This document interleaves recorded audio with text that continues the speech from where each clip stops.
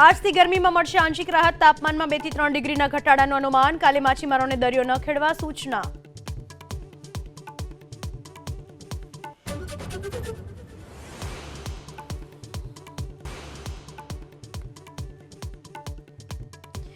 કલકત્તામાં Hooghly bridge ઉપર ચાલુ બસમાં લાગી આગ. મુસાફરોએ બારીમાંથી કૂદીને બચાવ્યો જીવ.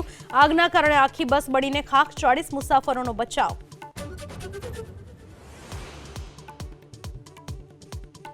જૂનાગઢના માણાવદરની શાક માર્કેટમાં રખડતા સાંઢે મચાવ્યો તરખાટ. સાંઢની લડાઈના કારણે માર્કેટમાં મચી અફરાતફરી. શાકભાજીની લારીઓને નુકસાન.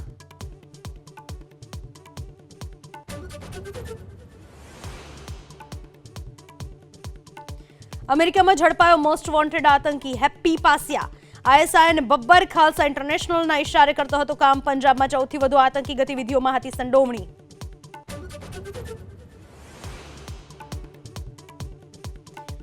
અમેરિકાના ફ્લોરિડાની સ્ટેટ યુનિવર્સિટીમાં અંધાધૂંધ ફાયરિંગ. 2 લોકોના મોત, 50 લોકો ઘાયલ. 20 વર્ષીય આરોપી યુનિવર્સિટીનો જ વિદ્યાર્થી.